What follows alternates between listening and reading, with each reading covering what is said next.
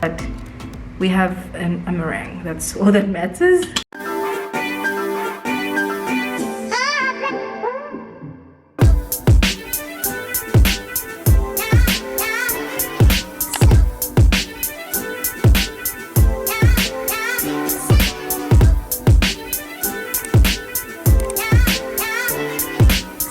Hello and welcome back to my channel. This is Baker Like Anita. If you are new here, you are welcome. I have gone through the pain of trying this recipe so many times so that I can make this video.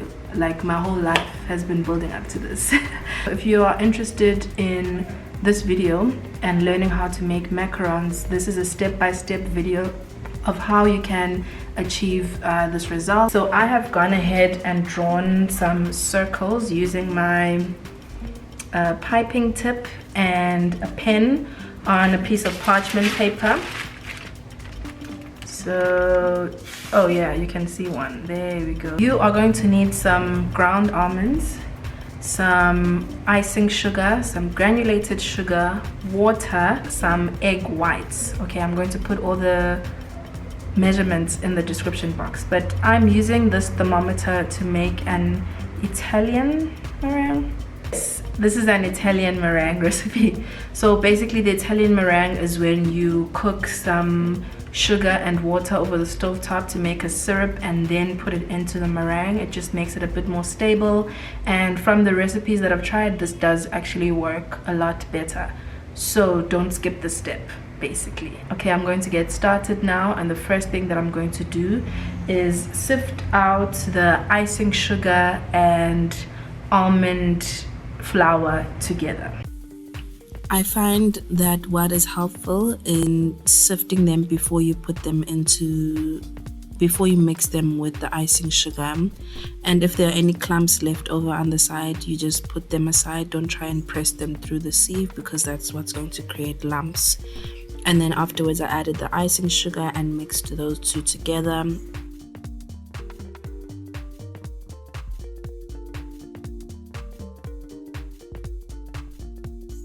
And then after that I went and added that into my blender, which is meant to be a fruit processor, but I don't have one of those, so I just use my blender. It works just as well.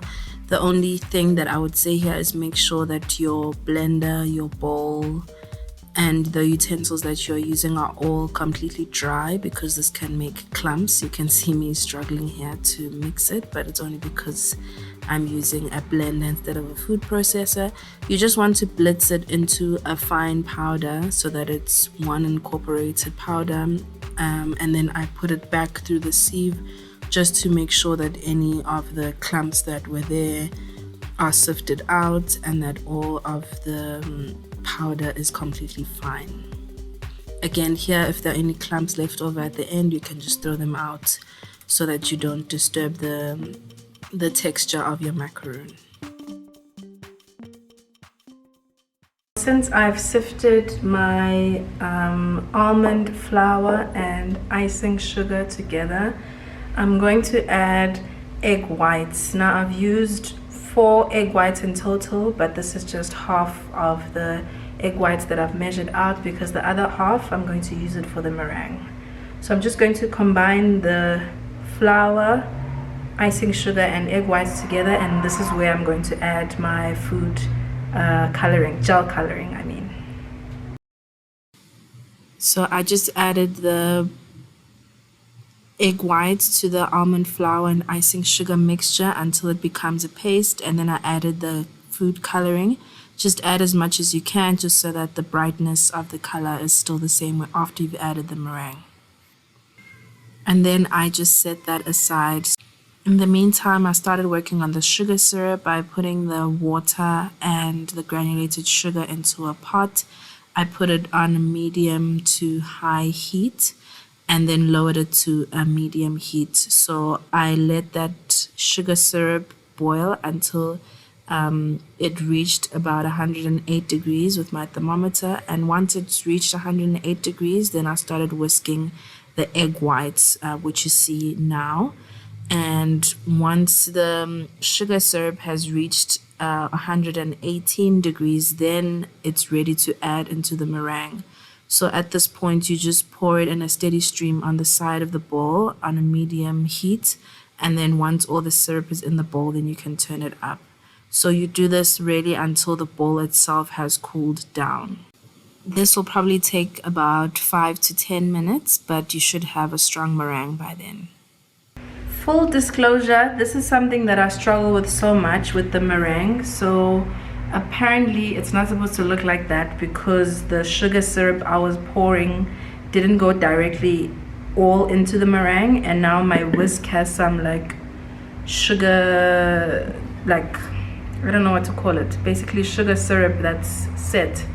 But anyway, the actual meringue is fine, so I'm not too stressed. I just need to find a way to do this without like ruining my bowl, but I can also wash this and soak it in some hot water and it will come off. But we have a meringue, that's all that matters.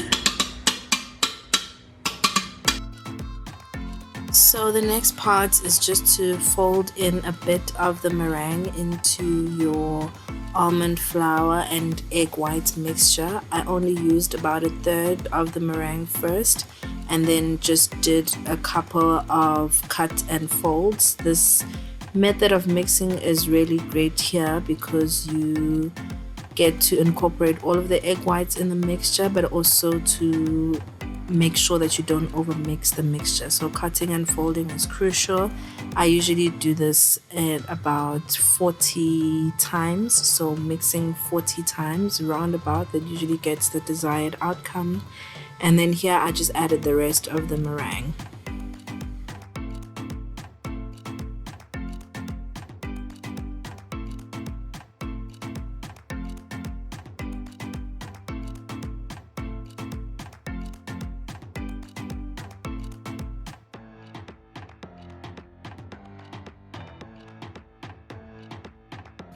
So just keep mixing it like that and then drop it back into the bowl. It should form a V shape, but also take some time to disappear into the rest of the batter. So that's how you know that it's ready.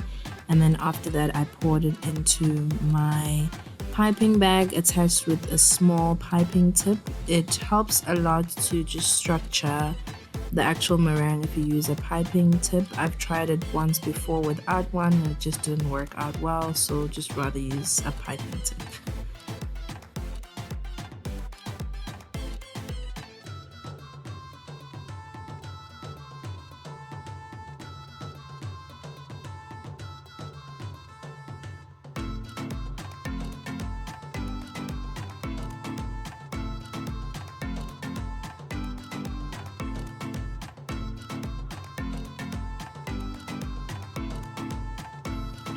To pipe the macarons onto the tray, I just try to keep the bag at a 90-degree angle so that it's upright the whole time and then I don't make skew or oblong shaped meringues.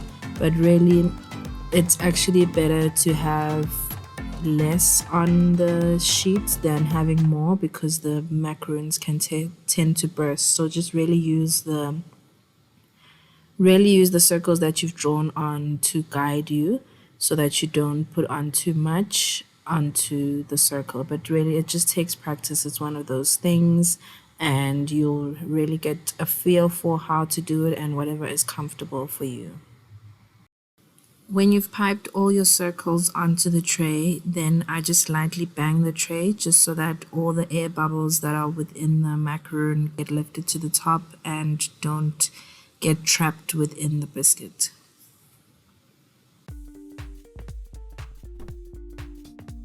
So after you've piped the macarons on the tray, I usually leave them to set for about 30 minutes to an hour. This is what allows a firm coating to develop over the top of the macaron and will help to make the feet. So I preheated my oven and baked the macarons at 150 degrees for about 10 to 15 minutes and then just let them cool completely. You can see the feet have developed and they could have been higher if I let them out for longer. But once they cooled, this is actually the next day, then I decided to put in some lemon buttercream. I have a buttercream recipe on my channel, so I'll just link it here for you.